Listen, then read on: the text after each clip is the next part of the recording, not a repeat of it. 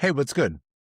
Joabe Barbosa is a college student born in Brazil, raised in England, goes to college in the US, is a triple Guinness World Record holder, and is working his way on being the first person to ever run on every single street in Chicago. Cefore Explosives joins me with this conversation with Joabe Barbosa. Before we get into it, remember to go to coconutjustice.com to get you some clothes that I think would look good on you. Let's go. Hey, everybody. And like we told you before, this is Joabe Barbosa. Hey, Joabe, how you doing? Hello, what's up, man? How you doing? Good, good. I'm so glad that the guy sitting in on my screen, sitting right next to you, I'm so glad that he brought attention to what you're doing. Everybody, that's Mike. Cefore Explosives. What is going on? I'm so excited for this episode, man. You don't even understand. Yeah, it's cool because Mike and I constantly communicate, and we're showing each other different people that we want to talk to because they're doing something so cool and a new perspective, like what you're doing.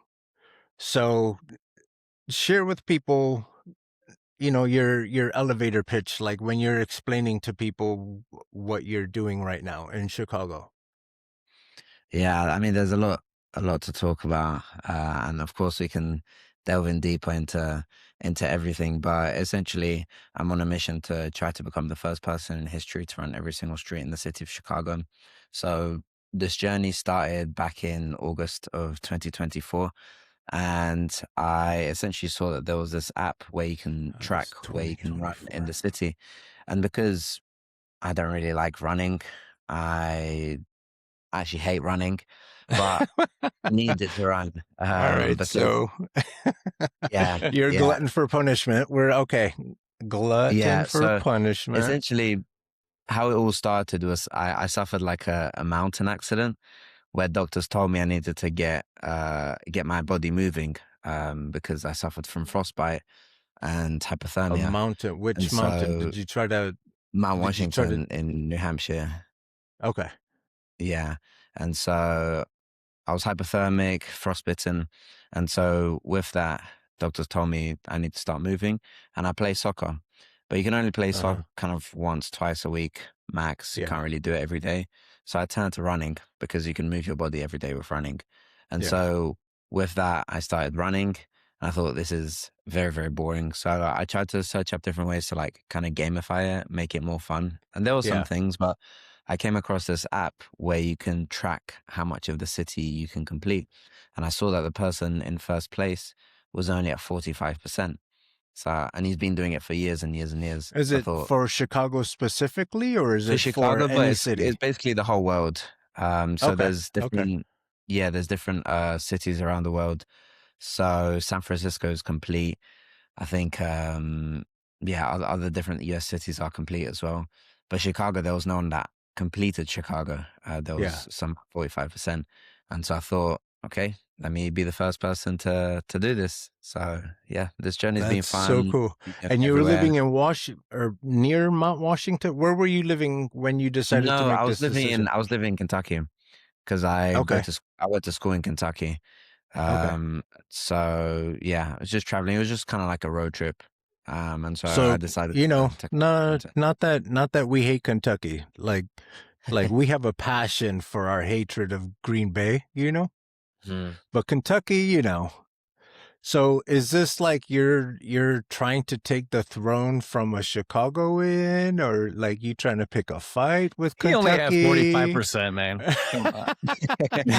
No, no. I mean, to me, I mean, anyone can do anything wherever they go. I mean, like at the end of the day, if someone was coming here to Chicago like me, who's not from Chicago, and Yeah. talking bad about the city and just trying to you know, give hate towards the city, that's one thing. But I'm here just trying to spread love, Yeah. and yeah, people have adopted me as a Chicagoan, even though I don't sound like I'm from Chicago. Where are you from? I'm originally from Brazil. I was born in Yeah. Brazil, but I grew up in England, so that's where my Okay. accent's from Northern England. Okay. Yeah. How much of your childhood were you in Brazil versus England? So I was born in Brazil. I grew up in England. I moved to England when I was 3. So pretty much my Okay. whole childhood was in England.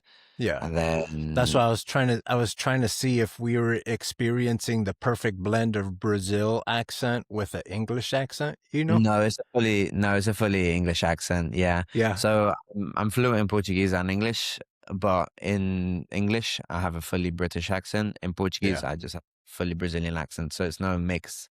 Because I learned Portuguese from my parents. I learned English Yeah. at school, so there was no Sure. mix there. Yeah. Yeah, yeah, Yeah. yeah. Yeah. Was it fun for you to learn Portuguese, or was it kind of like a uh, Portuguese is my first language, so I mean, it was easy for me. It was difficult to learn English yeah. because kids they went into school already knowing English from their parents, and I didn't know English from my parents, so I had to Yeah. learn English at Okay. school, and so Yeah. I Oh learned. yeah, I had it backwards. I had it Yeah, backwards. Well, You learned in Portuguese. Yeah. You're similar to me. My first language is technically Spanish, Mhm. but I live in obviously a predominantly English society, and no, America doesn't have a national language. It's just more people speak English. yeah, for I sure. re- I recently saw you flex your Spanish though, Joe, on Telemundo. yeah, on Telemundo, man. Like, and you said you didn't Oh speak. yeah. You said you didn't speak any Spanish. But you flex, man. No, it's difficult because with Portuguese and with English, it comes so natural. But then with Spanish, it's like you kind of had to understand it, Yeah. interpret it, then also at the same time think of what to say.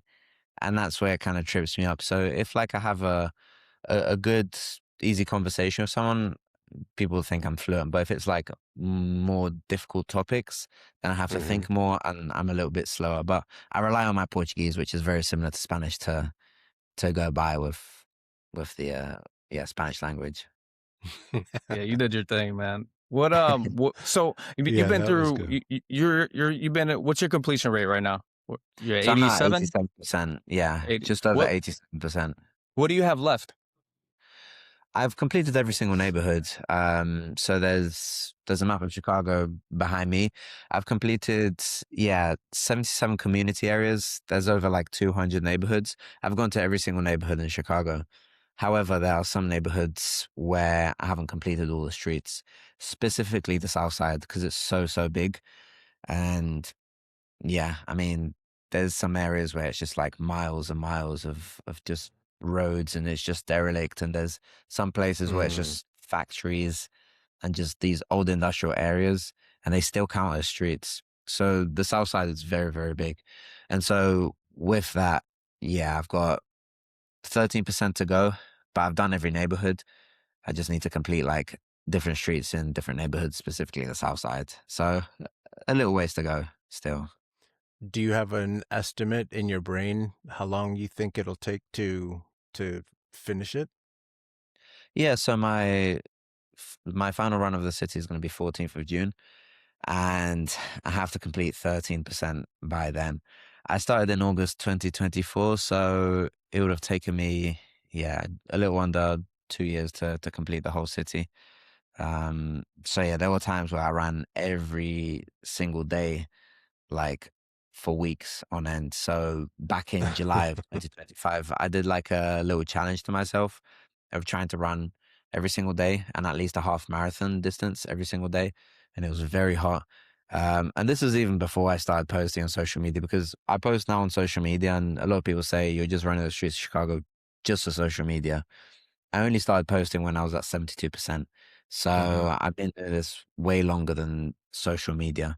And what people see now is kind of the last 28% of me completing the city. But yeah, so little challenges like that, just where I've just been constantly running, trying to force myself to run more and more, like juggling school, juggling work, different responsibilities.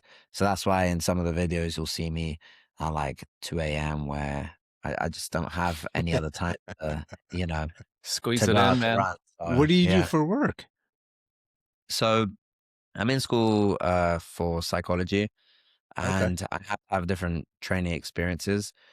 And now I'm a child psychologist, and Oh, cool. it's good work. However, the problem with being in this field, especially working with children, is that you can't really see them in a 9 to 5 hour, because nine Right. to five they're in school, so you have Right. to see them after school. And so with them, like I see some at like 7, 8 p.m., and then I have to commute, which is like an hour away. So I have to commute Mm. to the start of where I have to run. I have to leave my work bag in like an alleyway and hide it, and then run, like make a route that like gets me back to my bag, and then get the bus or train home. Sometimes there's no buses or trains at that time, so I have to see what to do. And so, yeah, it's an adventure, but it's something I like doing, just seeing the like percentage go up, which is something I thoroughly enjoy. And I think it's like a video game to me where do like little side quests. I meet different Yeah. characters along the way. So it's fun. Yeah, it's not just running for running's sake. It's like actually it's an adventure everywhere you Yeah. go. And it's a cool city to do that in because Yeah, you I mean get to every see neighborhood everything. Yeah, every neighborhood has like distinct features, Hmm. and yeah, it's kind of like you're in a different country in some neighborhoods, like Little Village, Hmm. like you're in Mexico, near That's where Rogers that's Park. where my dad's at. Yeah, yeah, Yeah. and like even Pilsen, yeah, it's like with all the murals and stuff like that, it's beautiful. And Yeah. then when you're up north in like Rogers Park, it's like you're in South Asia, and then yeah, just different areas. You're in like different countries and different communities. It's very interesting, and yeah, you can cross a neighborhood and see entirely different people, and have an entirely different culture represented. So it's cool. Yeah, it Have you makes ever running more fun. have you ever ran in a neighborhood and made a mental list of the places you wanted to try for food? No, no, No? I don't like eating out. No, I don't like spending money eating out. No, I I saw you never. stash a banana somewhere. Yeah, yeah, yeah. I put like food before and after my run, and like so I can have a snack. I don't like spending money on food. I mean, I'm a student, so It'll get Yeah. expensive for sure. That yeah, makes yeah, sense. we don't have much money, so trying to save as much money as possible. But I think it'll be cool. I mean, I was looking at different things to do after I complete the city, and there's so many different things that you can gamify. And one thing I was thinking about is like trying to go to every restaurant in the city. That would be impossible. There's like thousands. Like that would take that would be a lot of money. But there could be other things And a like lot of park. cholesterol medication. A lot of cholesterol is going to the restaurant for sure. But yeah, just different things that I could do. But yeah, I've thought about it. But like for after I finish running. But yeah, I know there's some places where you run past, not particularly the restaurants because they're more closed off, but more houses where they're like doing barbecues and things like that. So I'm like, oh, I'm hungry right now. I need to finish this run so I can go back home to eat because there's You end my up taking a nap somewhere, man. yeah, yeah, but there's some places where you run past and it's like very polluted and it smells very, very bad. And that also forces you to run fast. So it's like there's different areas that like force you to run fast, and other areas where you slow down, taking the sides. Just depends where you are. Man, I saw a video. It got me choked up, man. You picked up a little kid, man. Like he was running next to you, and I don't know if you put the cape on him. I can't remember. It was a little guy, man, and he must have been like 7, 8, 9 years old or something like that. And he just started taking off with you, and he like, uh, I don't know, man. It's just those experiences that I see, and I can only imagine, especially with the work that you're trying to do. Well, with children, like how is that? I guess that's like on the job training almost, isn't it? Because you're kind of lighting up their world right there, man, and you're making impacts on them. Yeah, yeah. I mean that particular experience, that run that I did with that little kid. So one of the teachers follows me on Instagram, and she invited me to go to their school just to run around the school, and it's a underserved school in the south side, and just to try to promote the school and just get more funding. I don't know what the goal was, but just more visibility, which I'm like, that's great. And so I went to the school, and like they all had posters, they all had like Brazil flags, and they had my name on it, and I felt like, wow, this is crazy. And so yeah, I picked up this kid to run with me. The principal like chose a kid, and he just ran with me. I gave him like a little flag for him to wear, because I wear a flag when I run. That's how I get recognized. That's kind of like my brand. And so I ran with him. He had the flag on, and he just sprinted past me, and I was like, no, I'm gonna get sued by the school. He's gonna get hit by a car. So I had to run up to catch to him. And then after that, he like just slowed down. He was dead. And I was like, yeah, you need to learn how to pace yourself. Obviously, he didn't understand what pacing yourself means when running. Yeah. And then when I was speaking to him, he wasn't really understanding what I'm saying. And then the principal told me he doesn't speak English. He speaks Spanish. And so because it's Oh, a little kid, I was able to make do with my Spanish. And yeah, he was very cute. But yeah, I mean, just different interactions and different people you meet. I mean, now I have a haircut, and I got this haircut in the South Side 2 days ago when I was running there. I ran past some guy cutting some other guy's hair in like an alleyway. And so I thought, can I have a haircut? And I told him, but he said, yeah, yeah, bro, come on up. And I got a haircut. that's crazy. They In treated an me alley. nice. And it was free as well. Obviously, I tipped him. I didn't share it online, but I tipped him. And he was very, very happy. But he Yeah. was willing to give me like a free haircut, like just a random guy running in the That's South Side. so And so, cool. yeah, just these amazing interactions. Yeah. Ah, that's awesome, man. I was going to ask you if there was anything that stood out from you or for you, like before you moved to Chicago to do this. Mhm.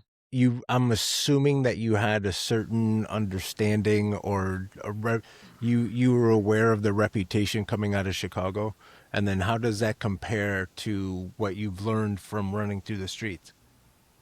Yeah, I mean, before coming here, you hear like the same things over and over again, like Chirac and all these like Yeah. words about Chicago and how dangerous it is and this and that. And for me, I mean, I grew up in well, every year that I grew up in England, I went to Brazil, and so very very familiar with Brazil.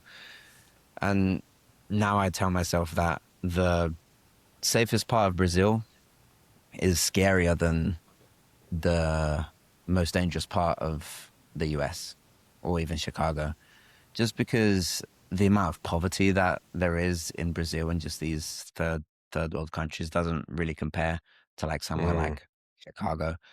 And not to say that there's no violence or things that happen in Chicago, because they do, but I think that's very amped up, and a lot of people have the understanding that if you step foot in a certain place that you're automatically going to get shot. Something's automatically going to happen to you. And that couldn't be further from the truth. I mean, you can get caught wrong place, wrong time in Chicago for sure. And literally anywhere. right. Anywhere, yeah. Right. Yeah. And for me, it's If you're like, looking for trouble, it's easy to find. yeah. And if you're looking for trouble, it's easy to find. Like if you're gang affiliated, if you're like kind of these, I don't know, YouTubers, streamers who go into like what you call like the hood and try to look for trouble, obviously you're going to find trouble. But if you go to like places and you go there with an open mind, you talk to locals, everyone's going to treat you nice. And Right. I've said to a lot of people that my favorite neighborhood in Chicago is Englewood, and Mhm. it's got a reputation for not being the nicest place, and not having the nicest people, but that couldn't be further from the truth. I met some guy named Jerome in a run I did a couple of days ago. I'm still in contact with him. He always invites me to go back to Englewood. I just We'll randomly have met to him when I was we'll running have at to night at 10 p.m. we'll Yeah, have to connect you with Pugs Adams too, because he's from Inglewood. he's from Englewood And as well. yeah, and he's an artist and a rapper, and he's an incredibly talented, creative person. Mm-hmm. So maybe we'll connect you guys if you're interested. For sure, for sure. Yeah, Yeah. I'm Sorry for cutting you off. no, all good. Yeah, I mean, I just like the more I go into somewhere like Englewood, the more like I know about the history, the more I understand about the people living there, understand like the famous people as well who have come from there and like all the things that they've had to like endure, go through, like for example, Derek Rose. It's just very interesting Mm, and yeah, just understanding people's, lived realities is much different than like hearing about it or yeah, just seeing it online or hearing it from like someone else. So yeah, I yeah. mean, for me, my most favorite neighborhoods are always going to be the neighborhoods that people would say are dangerous because there I find the nicest people. And sure, in every neighborhood in Chicago, you will find very, very nice people. But if you want to find humble, hardworking people who can stop for a chat, you go to the so-called dangerous neighborhoods and you'll find that because in the more safe neighborhoods, people are too busy just doing their own thing and earning Yeah. money and just like focusing on their job, focusing on their family. But in more underserved communities, people really focus on community and having relationships with other people. So I've enjoyed my time everywhere in Chicago, but particularly what people call dangerous neighborhoods. We've had a lot of conversations, Carlos and I, about how rich the culture is in Chicago, Mhm. and how like, if you can't get like there's places all over the country where you can't go outside your like you don't really leave your town or your area, right? But if you actually live in the city, you can catch a little bit of everything from at any corner of the city. You know what I'm saying? Just I'm gonna go down to this neighborhood and this festival and or whatever you want to do, you can catch a little bit of the world in the city. And if everybody can get a little taste of Chicago, no pun intended, but if everybody could get that little taste, I think honestly, That's why. aha, I think everybody would be better off, just so they can understand that it is a melting pot within a melting pot. For sure. Yeah. I mean, I know a lot of people who live in the west side, have never been to the south side, live in the north side, never been to the west side, Yeah. live in the south side, never been to the north side. So Hmm. Chicago is very segregated and still to this day is very, very segregated. And people just don't go to different places because they're either scared, they have no reason to go, which makes sense. I mean, where I was running a few days ago was South Deering, which is far, far south side Chicago, like in the hundreds. And there's nothing there. There's no shopping. There's the lake, but there's the lake everywhere in Chicago. There's just houses. So there's nothing to bring people into certain communities. And so I think me running, just like for me, it helps me understand that I have to go to places and I have to go everywhere, even though there's some places where it's not enticing at all because there's just nothing. Like what are you gonna do in South Deering unless you have family members walk around and see houses? You can walk around and see houses anywhere in Chicago. And so Yeah. there's some places that like attract people because of shopping or other amenities, and there's other places that don't, but these places they still have some cool stuff, a lot of cool history. I ran past a place where it smelled really, really bad, really, really bad. And I was thinking, why does it smell so bad? And then I did a little bit of research after and found out that like It was White Castle years and years of pollution because of what, sorry? because it's White Castle. Uh, Maybe, I don't know. Maybe the remains of White House, I I'm don't know. kidding, White Castle. I love you. But yeah, it's because of pollution and Yeah. yeah, just these different things where you don't really learn about unless you like go and you're curious about. So Yeah. yeah, And it's been interesting. what I've learned growing up there, if you ever get into a situation or you go into a spot where you're not allowed to go, someone will come out and say, this is not where you want to be. And so then Hmm. you leave, you Hmm. know? I think it's changed over the years. I yeah, I've been to every neighborhood in Chicago. Everyone's made me feel very, very welcome Yeah. everywhere I go. And yeah, I mean, people definitely question what I'm doing sometimes when I'm in certain places. Like, yeah, sometimes I'm like just running late at night, and I'm just going down an alleyway, a dead end. And I don't think it's particularly because of danger, but it's just because what's he doing? You know, like Yeah. people Yeah. don't Yeah. understand the mission is like it's late at night. Why are you running down this dead end? Like, is there not another way for you to run or not another path for you to run? So those are times I feel unwelcome just because people are looking out for me because they don't know what I'm doing. But I felt safe wherever I go. Yeah. There was the guy that I was talking about before, Jerome, one of my friends I met in Englewood. He did say exactly what he said. Like, if I'm in a sticky situation, if they're like out here and like you're in danger, just call me and I'll be right there. And Mm-hmm. he was being 100% genuine. Mm-hmm. And so with that, I know that wherever I go in Chicago, if something happens, there's going to be people there to back me. Yeah. Also, it helps that I have the Chicago flag in my back. I'm not going to be a Hey, that threat. carries a lot of Yeah. weight, my guy. Yeah. 100%. That Yeah, carries no a one's lot going of to be a weight. threat. Yeah. And so, yeah, anywhere I go, people are going to see me as like someone who is representing the city. And 100%. yeah, no one's gonna mess with me. But like I said before, even before I was known on social media, even before I wore a Chicago flag as a cape, I've been doing this up until 72% of the city. So I've run 72% of this city being some anonymous guy Yeah, just but Lincoln running Park doesn't. everywhere. Lincoln Park doesn't count. They're gonna they'll steal your 401k if anything. In Lincoln Park. I don't like robots in Lincoln Park.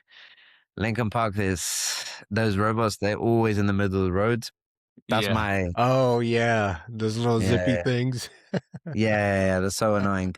And yeah, speaking about that, yeah, there's some neighborhoods where it's just like, for example, Logan Square. Because of Milwaukee Avenue that cuts across Logan Square, it makes Mhm. running Logan Square a nightmare, a literal nightmare. Very nice neighborhood, very nice people, but so many dead ends, so many. It's just not a grid system. That's why I like Yeah. running in the south side a lot because you can just like zigzag for days and it's easy. Mm-hmm. You don't have to look at your phone too much because there's a lot of route planning and you have to look at your phone sometimes during the runs. It's a lot of logistics. It's Yeah. not just I go out there, run, try to find different streets to run because that would be inefficient. Yeah. And so, yeah, somewhere like Logan Square, horrible. Lincoln Park, horrible as well because of Hurtling well, robots, apparently. but yeah. Well, sorry, I said hurtling robots, apparently. hurdling robots, jumping over robots. Yeah, it's tough.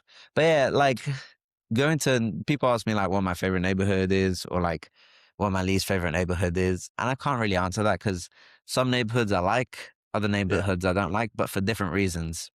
Mm. Sure. And one of them is like running.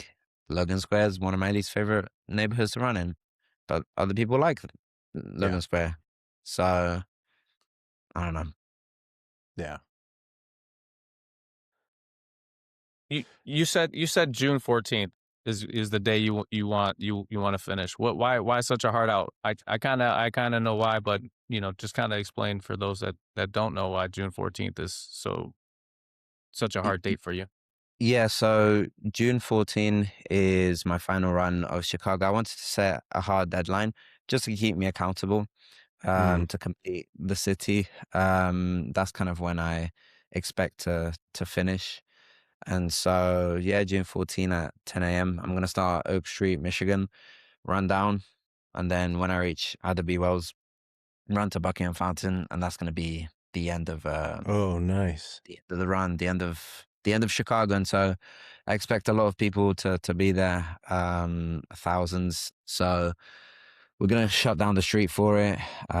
Police are gonna be out here, hopefully escorting everyone. So it's gonna be too many people to not shut the streets. Because I've had a lot of support and a lot of people have been getting that like their run clubs and different just different people around the city just to support um Do this you this have a final few run. And people I that like to you tell people it's not this run isn't to celebrate me and what I've accomplished, it's to celebrate the city and the fact that one guy who's not even from here has gone to every single street and been safe and just showed love to Yeah. everyone and just received love from everyone. Yeah. That's beautiful. Yeah, and that's it. I've heard stories from when people find out that I'm from Chicago, which is like every conversation. Uh-huh. But I've heard stories like I went to a baseball game just because I wanted to go to Wrigley, but I didn't have a place to stay. And this group of people let me sleep on their couch. Mm-hmm. Multiple people have ever said that. Yeah. Yeah. And like anywhere you go in Chicago, people are going to treat you well, with Yeah. respect. I was on the train one day and I had a water bottle, but like it was very hot, so I couldn't open it because my hands were sweaty. And so what I did was I asked this group of strangers in the train like to open it for me, and they said no. And I got so angry. I'm like, why are you not opening this water bottle for me? Like I'm not, like I'm not asking for money. I'm not, you know, like it's a simple act of human kindness. And then I was just overhearing their conversation and I was noticing that they're not from Chicago. And not that people outside of Chicago are like rude and obnoxious people. But the reason why I got so angry is it's just something I expect. I just expect people to be nice and to Mm-hmm. just comply with just requests, Like people are gonna go out of their way to help you and to just be nice to you. And so that's like me just observing how I reacted to that. I was like, it makes sense why I reacted that way because I just expect people to be nice in Chicago because they always are and they Mhm. always will be. Yeah. And so these people not being nice, I'm like, that's not common. Like you're not So from here. Let yeah, me let me ask you this. I went to, and I always tell the story of my experience in Austria and how they don't have gates and fences and all kinds of stuff all over the place. You grew up in England. Do you think the way you guys treat each other is different than the way people in, and we can narrow it all the way down to Chicago, the people in Chicago treat each other? And I'm talking about kind of like, the not just neighbor to neighbor, but like government to people. Does that make sense? Does that question make sense? in terms of what do you mean government to people? How the government treats its people and how neighbors treat their neighbors. Does that make sense?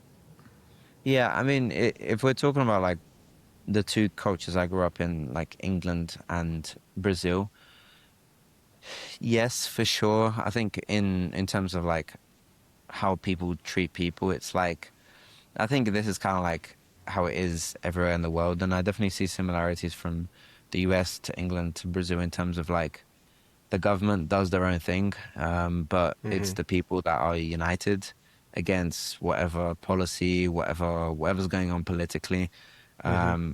and that's truly how I see it here in Chicago. That like, okay, stuff can be happening in the government, whether you like it, whether you don't like it, but at the end of the day, like people live their lives, people treat Yeah. each other with respect, people Yeah. treat each other with community, and I truly feel that way with Chicago and everywhere I've lived at. Like no matter your political beliefs, no matter like how different you are from different people, that if you are from that certain place, like if someone is from Chicago, you automatically have something in common because you're from the same place, Mm-hmm. same geographic location. Mm-hmm. So there's definitely that like those barriers that are just not there because you're from like a certain geographic location. And I Mm-hmm. see people in Chicago have a lot of pride. Like a lot of people have like 4 stars in their bio on Instagram. A lot of people just have the pin location on their Instagram bio as Chicago. And people are very proud to say they're from Chicago and they defend Chicago a lot. Like if someone says anything about Chicago, like very, very quick to, you know, even snap. We down very, even very quick to go get Job and tell him, hey, tell him that our streets are cool. Yeah. even Yeah. down to our pizza, we are very we're very defensive. Yeah, for sure. Yeah. Just offensive about everything. And so that's what I found like the kind of content I like resonate with that I make is just positivity and just showing like the positive people in this city. And that's what people have resonated with. And it's not that I like take away the negative and just post the positive, but I really, really focus on the positive, and I haven't had any negative to post. And so with that, like really focusing on the positive, not so much the running side, because that's kind of like a niche community, but more focusing on like, okay, these are the people of Chicago. I'm not just running just to run. I'm running to showcase the Mm. amazing people of this city and all the good people that there are here who support me, treat me well wherever I go. That's kind of what drew me to like your story. You know, like there's so much negativity and there's so much chaos going on in the world. Like Right. you need to latch onto something that's going to bring hope, right? Mm-hmm. And like seeing you use it, you're using running as your vehicle, and along the way you're making pit stops, meeting people, change like people are running, merging in your lane and running with you. You know what I'm saying? And to see that and to see the joy that you bring to people's faces, you know, it's awesome. And um, what do you think it's going to be like when you do complete your journey of 100% of the city, and like what your lasting impact on the community? Yeah, I mean, I think my job's not done here. I mean, I've ran, yeah, now nearly completing the city, but no one's seen 72% of the city because I Mm, haven't posted about 72% of the city. So I want to do a series where I run every single neighborhood in the city and showcase the history, showcase the people. So there's so Mm. much that could be done still. Totally. And yeah, when I leave Chicago, I'm not sure when that's going to be in the future, but when I leave, this I'm gonna get a Chicago tattoo first and foremost, my first ever tattoo of the Chicago Star. But I just want to start a movement that you don't have to run. Like that's not my thing. Like I know that's not everyone's things. I know some people they can't run because they don't have the physical capabilities to run. Um, Mm-hmm. but you can explore. You can leave your house. You can walk. You can go to different places. And if you can't walk, you can still drive places and just see different communities, different areas.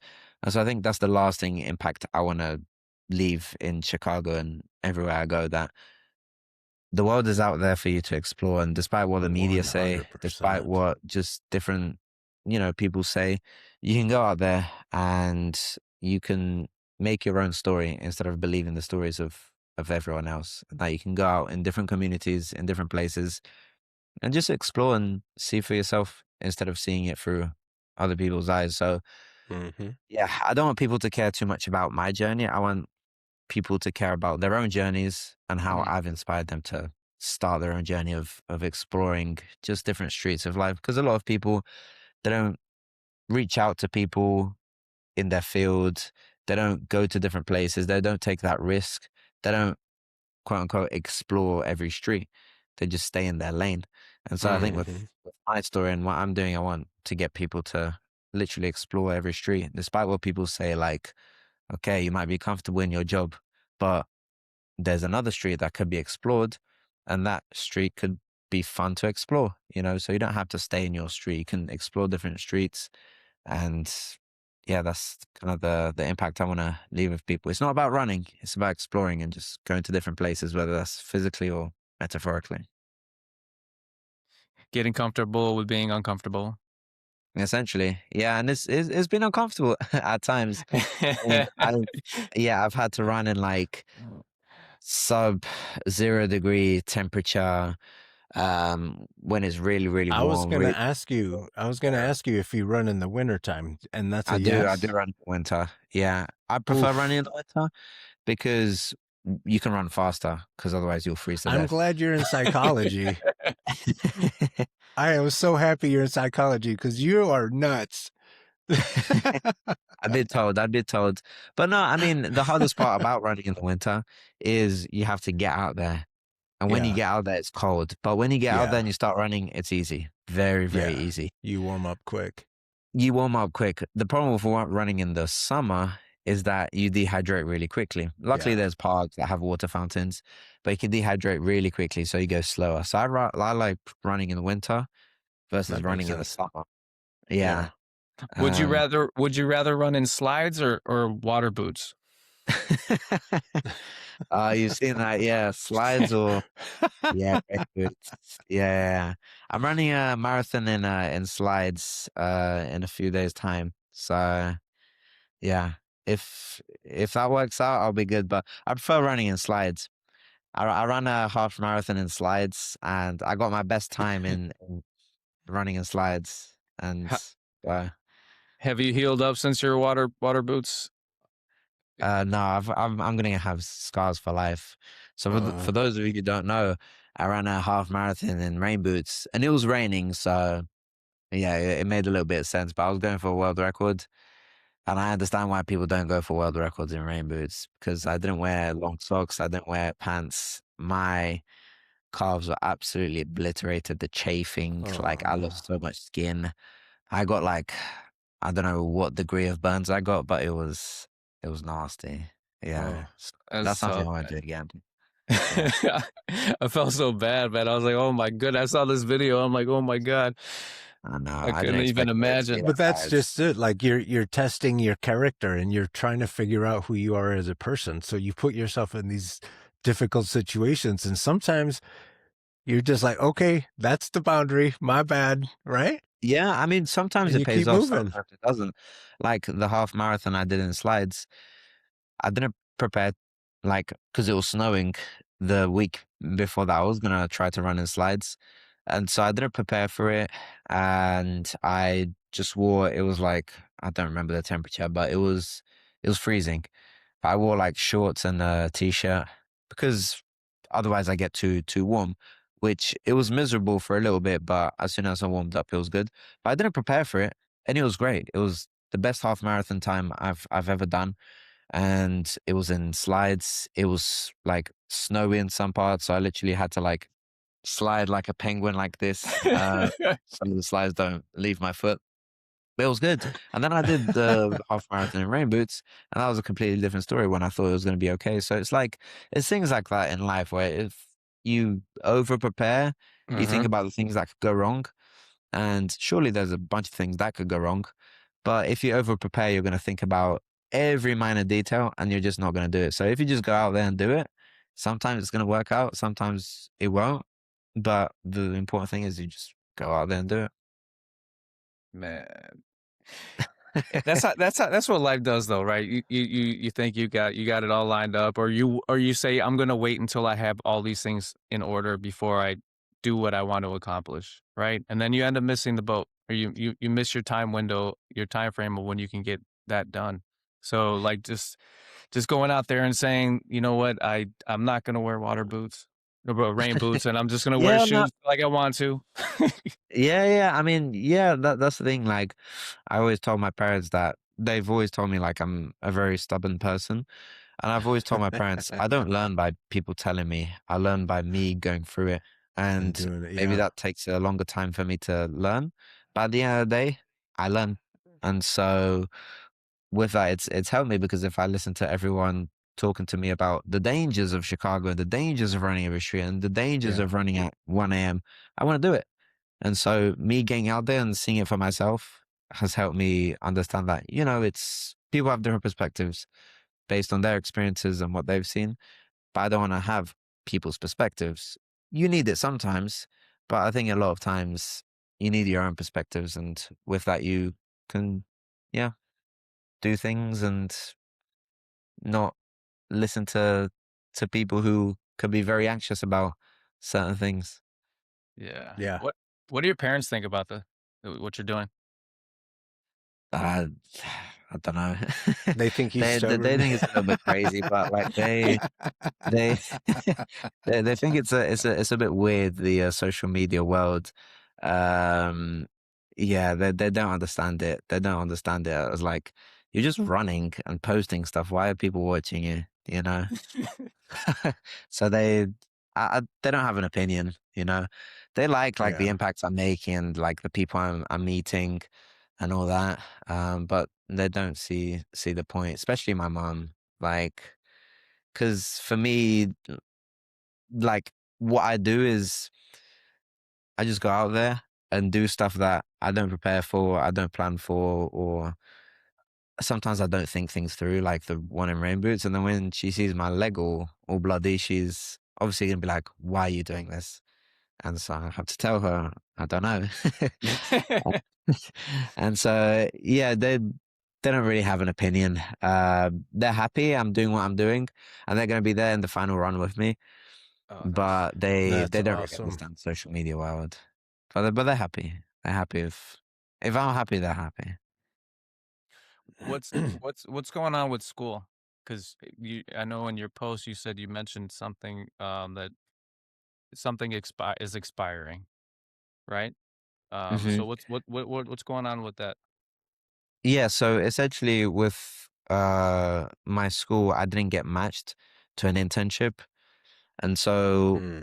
with that, like I had to go home after like my like documentation, like as an international student, like finishes up. So I have to have 6 days after school finishes, which it finishes in May, to leave. I'm trying to figure out of my school, and they're helping me with a lot of stuff, but it's all up in the air if I have to leave the country or Hmm. if I can stay. So I don't know. We just have to wait and see with the different possibilities. But like we've been saying before, the people of Chicago, like they've tried to help, and a lot of people have no idea about the process, but they still are willing to help. Be like, oh, I can get an internship for you, even though that's not how it works. It's specific internship, but people have shown up and tried to help. And yeah, it was 2 weeks ago that I counted up. I got like close to 500 like marriage proposals, and so and so, yeah, people are trying to help and trying to support, and yeah, the people of Chicago always show up for people who show Chicago love. So it's been great, but I still need to wait on a couple of things to see if I have to leave the country or if there's a possibility of me staying. So all I know is the final run, 14th of June, that people need to show up. But apart from that, like I said, I don't like to plan for the future. Like I can plan for all these possibilities, just like to live in the moment and future. It doesn't belong to us, so I worry about it. And it's not promised. It's not promised. Yeah. I love what you're doing, and I love that you're challenging yourself in this way. When I was younger, I did that too. And until that movie, 127 Hours, was it called? Where the Hmm. runner was like, and he fell in the hole. When that movie came out, my mom said, "Hey, you got to cut that stuff out. Don't be doing things by yourself anymore." Yeah. Yeah. Yeah. Especially like with the mountain accident I had, I learned a lot because I was alone. I wasn't well prepared, and I think when you're younger, you can make mistakes, like a lot Sure. of mistakes, and you'll learn from it. Mm-hmm. And then yeah, when you get older, the body doesn't heal as much, Hmm. and then you have a family, and then you have people who you know expect you to be good, to be safe, because Yeah. To take they're you to dependent on soccer. you. Yeah, yeah, exactly. And so with me now, I'm like, I'm young, I'm living life. I know in the Yeah. future this is not sustainable, but right now I'm happy with where I am, Oh just taking yeah. these risks. And You're about to be yeah, number I'm not one going to work out street anymore. running. Yeah, street running. But I don't want to stop here. I don't want to stop here Yeah. because with street running, a lot of people who do it are actually men in their 40s and 50s who have families. They like I've talked to a lot of them, especially here in Chicago. They get up early in the morning, go to different neighborhoods, Mm-hmm. clear their minds from all the stresses, just run a few streets. Obviously, it takes years and years and years for them to like complete a city, for example, Mm-hmm. with Chicago, but it just gets them moving.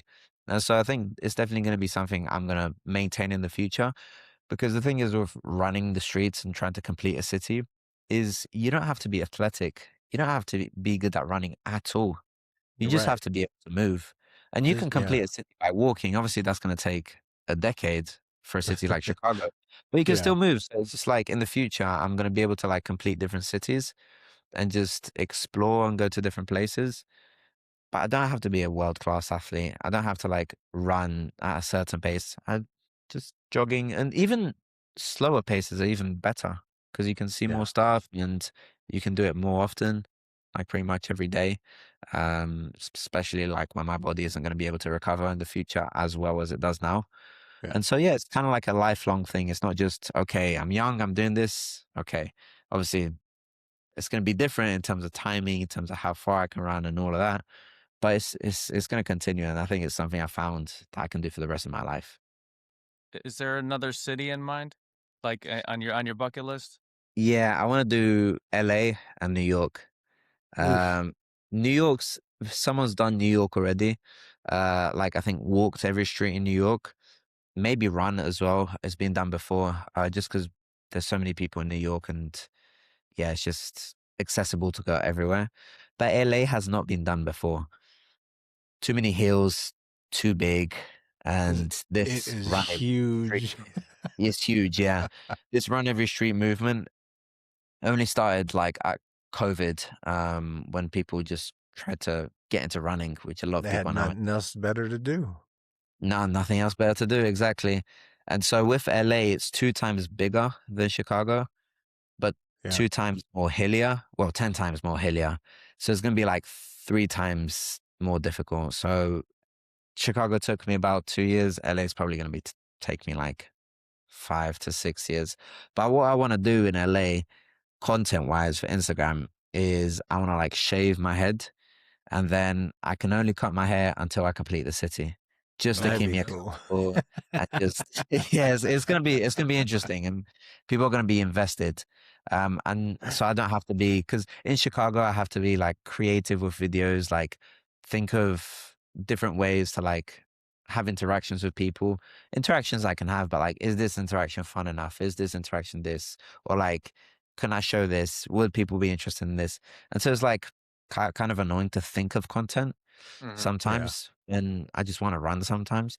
And Yeah. so with LA and the next city I do where I want to do that challenge of shaving my head and only cutting it until I complete the city, it's going to be easy because I can just show, okay, I don't know, 300 of not cutting my hair until I run every single street in LA.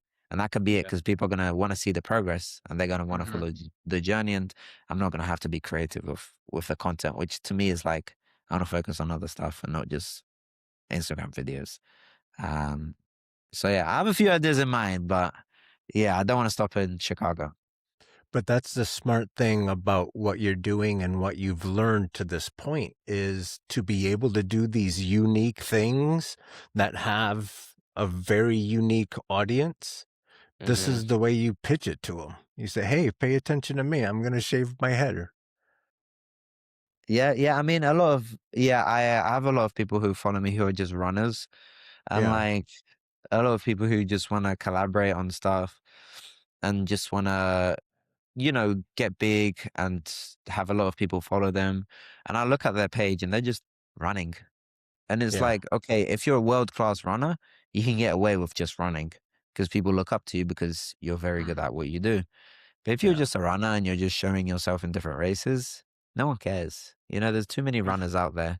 There's too many Yeah. people doing the same things out there on social media. Like, so I think with me, what I tell people is like, you just have to do different things. Like, do something no one's done and just make it unique.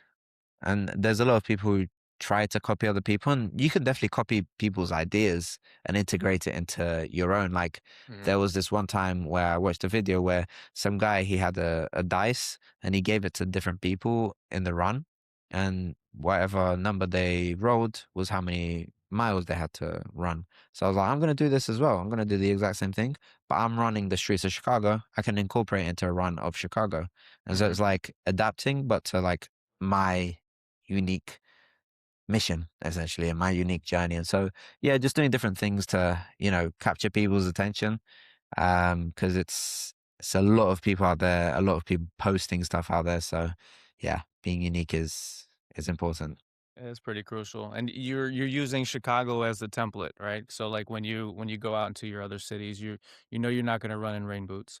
You know you're all this trial and error stuff that you've gone through, you know, along your journey is preparing you for the next, and that's what everything is all about. You know, you go through the trials and tribulations, and then you apply them for your next mission. Yeah, for sure. And yeah, just even with like creating stuff for Instagram, it's like you just have to start posting stuff and then seeing what works, seeing what doesn't work, and then you go on from there. And same thing with running. At the start, I was so inefficient with running because I was like, let me complete streets. But the problem with completing streets is some streets are very long. Like Western Avenue in Chicago is about Hmm. 40 kilometers long, which is a full marathon. Like you can't just run different streets because some are shorter, some have dead ends.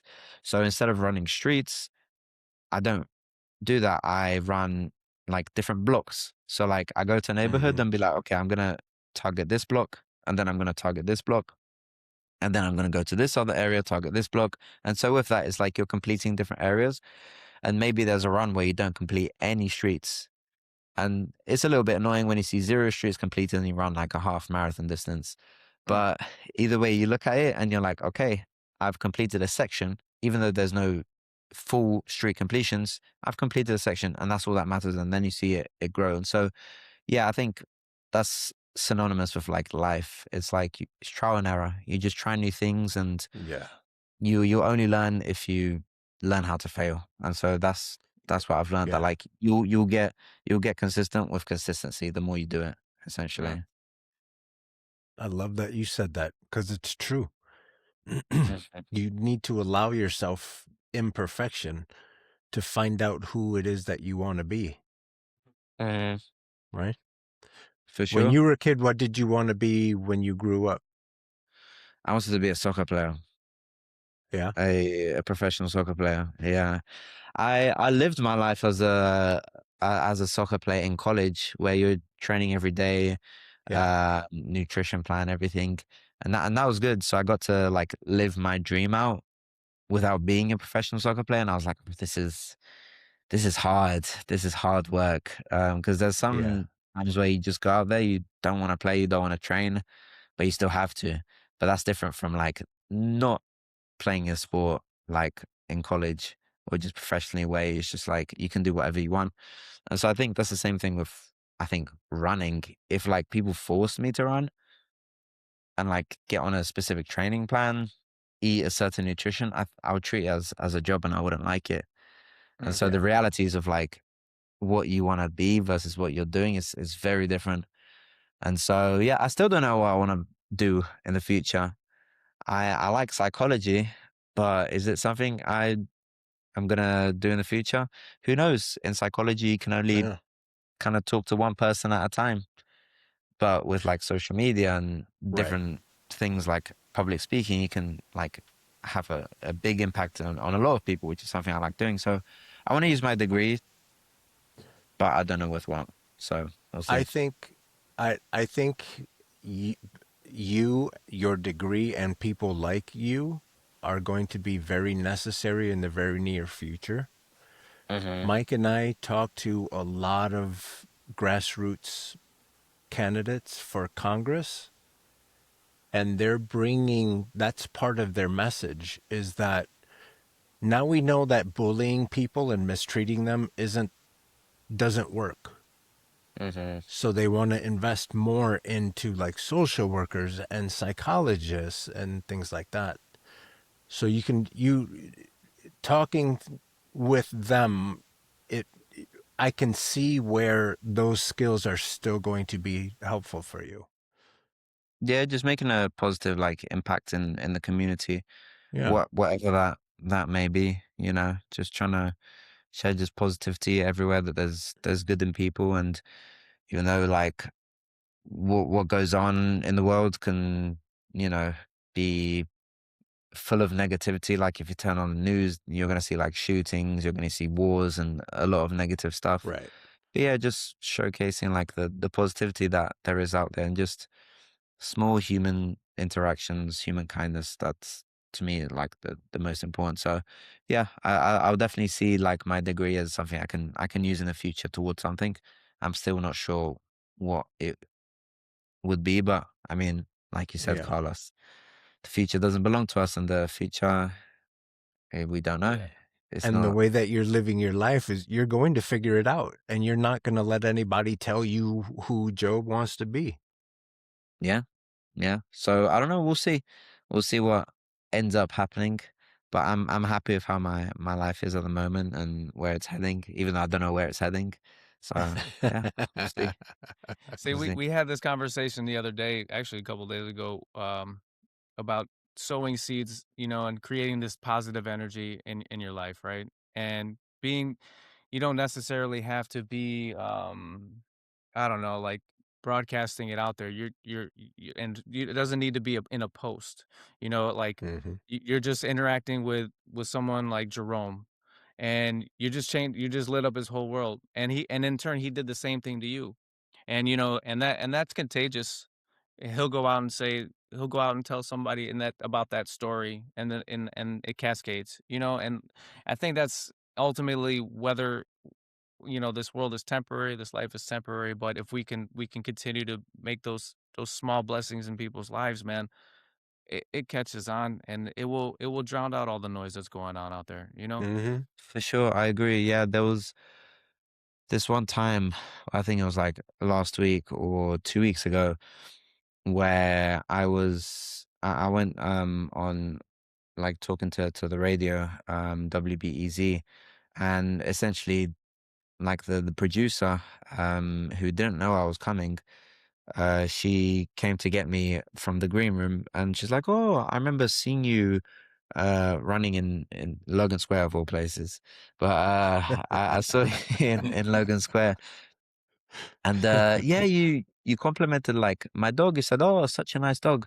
I didn't even remember that I complimented Oh, her dog. I didn't even remember. It was definitely not on film, and that like the fact that she remembered yeah, was like, oh wow, like these small interactions can make someone's day, and Mhm. they can remember you like months and months and even years after. And so like those yeah. small interactions with people like make the world of a difference to people, no matter like how small they are. And even if, people react negatively, which out of 10 people I talk to, one person is either going to be socially anxious, not want to engage, or they're just going to be having a bad day. But I'm not going to, let that one interaction, you know, Mhm. blend into all the other interactions I'm going to have with people. I'm still going to be myself. But maybe that interaction, the person's like, oh, I was having a bad day. This guy was still willing to engage with me, even though I didn't engage with this person. And maybe they have a better day. I don't know. Who knows? We don't know what battles people are Mhm. going through. And Right. so with that, yeah, these small interactions I have with people, like just saying hi, like have a good day, God bless you. Just these kind of like words of affirmation with people just on the daily, not being afraid to speak to people. I think just makes a world of a difference, and it's something that's helped me like understand like how important it is to just speak to people instead of Right. just walking past them and not saying hi. Yeah, man. Random acts of kindness, man. What do you do in Chicago when you're not at school or running? That's why I run at 1 a.m. I don't have any more time. I just He's like, run. homework.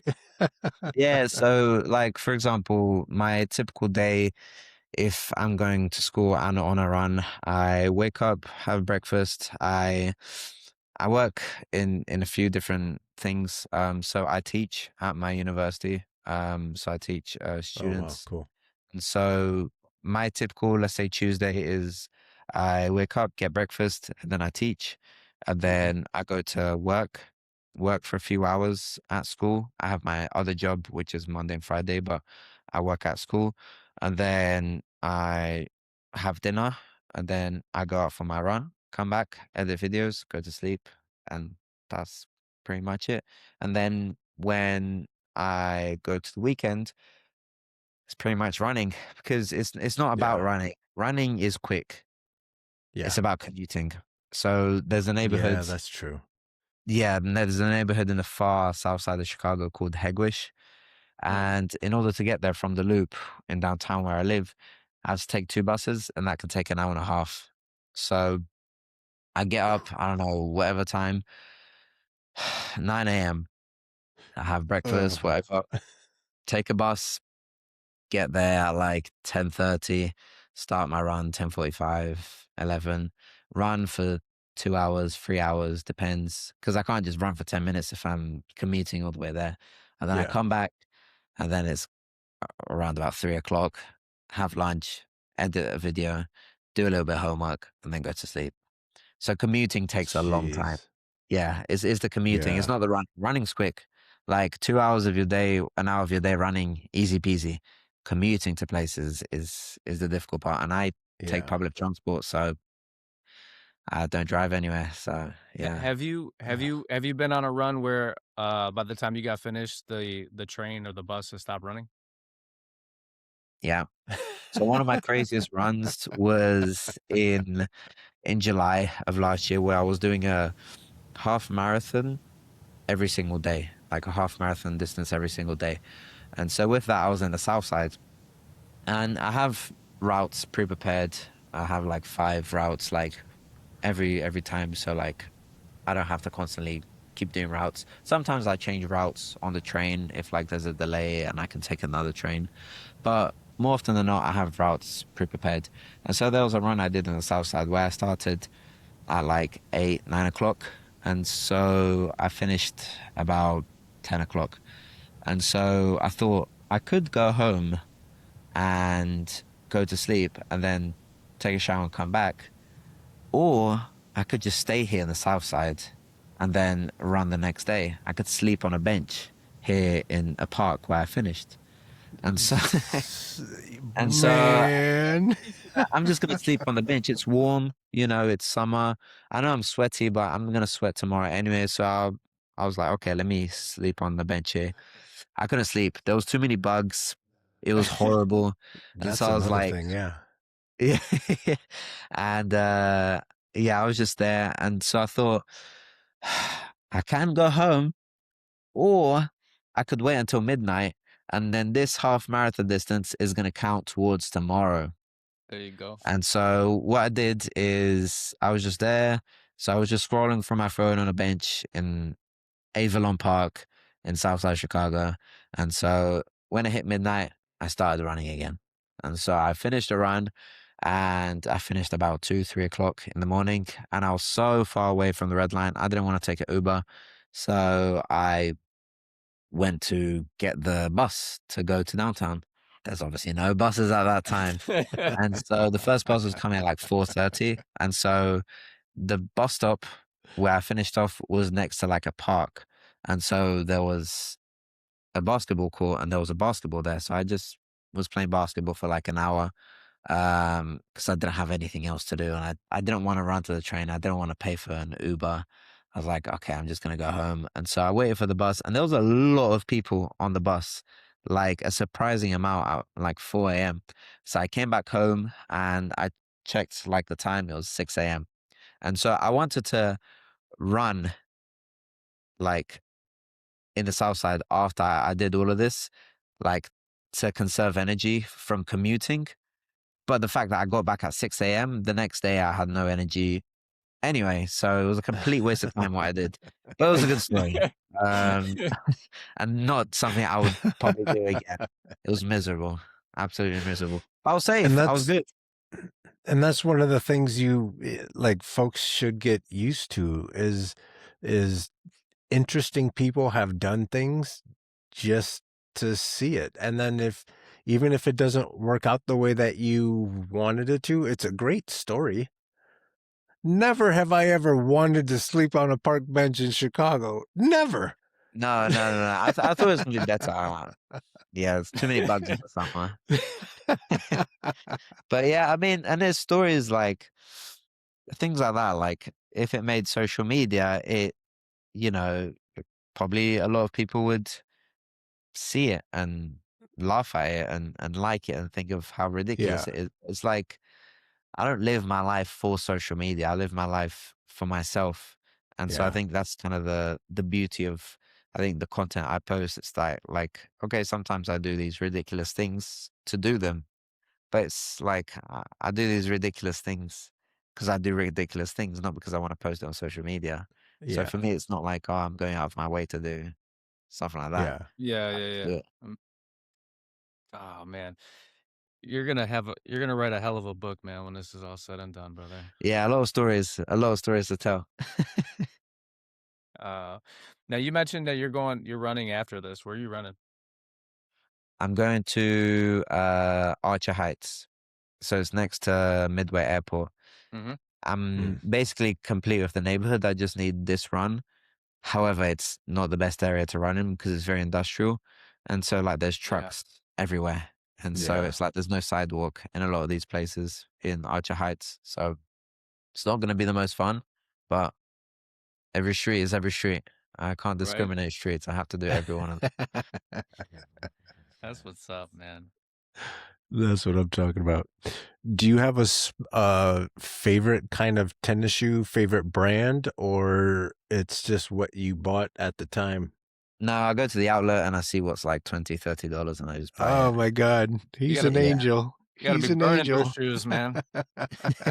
Yeah, my shoes, they like, you know, I run like kind of like when I run, like my heel to like the right side of my heel, I land on it. And so like there's this part of my shoe Mm, that's like always, rubbing worn off out. on the Yeah. ground. And so it's kind of uneven. And so when I notice that or when it ribs is when I change it. But I've gone through a lot of pairs of shoes, but I don't want to buy shoes that are $200 and Nah, man. then have to buy a new one a couple of Yeah. months later because of how much I've used them. I'd rather buy cheap ones that are still good quality, but that I can still use. Oh, you know what you do? Just now, don't listen to me because you're on a roll, but you can buy a nice, what I do is I buy a nice shoe, not anything ridiculous, but I invest in the replaceable insole. Oh, But don't listen to me because if anything happens, it's going to break my heart. like the bottom of it? Yeah. So, you know, the padding on the inside of the shoe, Uh-huh. you take that. I don't have my running shoes on. But I've had the same running shoe for at least a year, but I have these insoles that are about, I don't know, between $50 and $100 maybe, and you just take the insole out and then you replace it, and you still have arch support, you have everything. Speaking to you as a man in his mid 50s who likes to walk and still be, somewhat athletic. Your feet, especially now, you're doing to your feet that later you're going to be like, Carlos told me this happened. Okay, good to know. Good to know, especially if I'm running in slides and rain boots. Yeah. Yeah. I can't tell you that I haven't done dumb things like that too. I have, but take a look at these go to any of these running shoe stores and get them to look at your insole or how your foot works, and you can just switch out the insoles. And it's cheaper than a whole new pair of shoes. Yeah, yeah. I'll look into that for sure. Yeah, Yeah. I'm still new into this running thing. I only started running the streets of Chicago. That's when I started running. Yeah. Like, and obviously now I do like races and I do like different records just to have fun. I'm not really into running in terms of like As a getting hobby, certain as your as a you hobby. Yeah. But no, definitely in terms of taking care of my feet, because if it's something I want to do like later on down the line, definitely need to take care of my legs yeah. and my feet because I'm so new to it that is like, of course I'm fresh now, but in the future Yeah. we'll see. Are there, Right. are there any runners that you follow that run in cleats? Because I want to say that you were running in cleats in one of these things here. Yeah, I still need to get the plaque, but I have the world record for the fastest half marathon in a full soccer kit. Um, and I ran in cleats, and I ran with a ball next to me. It was miserable. But I mean, Yeah, I Oh tried to my do the goodness. full yeah, I tried to do the full marathon version of it when I ran a marathon in Toronto. It didn't work out. I cramped up towards like 3/4 of it. But yeah, Yeah, just kids, don't do that. Don't do yeah. soccer cleats and running shoes are completely different things. Yeah, no. Yeah, I think I'm now not gonna do more, you know, of these world records where my feet are like I'll do ones where it's The like fastest fastest marathon. marathon with flippers on, scuba Yeah. flippers. Yeah, that one's actually fast. I can't do that. That's like a fast time. With flip-flops, no, that's too fast. But like there's ones that I can do that like aren't gonna mess with my body. Like the one I'm looking at is the fastest half marathon in like a crossing guard uniform where you just need to like have a stop sign, run off like a stop sign. One where it's like the fastest marathon in like a full inflatable costume, and I've seen like a dinosaur that I can wear. Just these silly ones, but that don't mess with my body as much as like these cleats, rain You better boots, make Yeah. you better flip make sure flops. that fan is working in overdrive, man, when if you're running in a dinosaur. No, for sure. And it can't rip. I need to like tape it all up. Uh, so yeah, just these different things that just make life fun. I bought this is the only one I have that I bought Guinness World Record plaque. It was for going to every CTA station. That was fun. And then the red line extension is going to be done in 2031, so we're going to have to do that one again.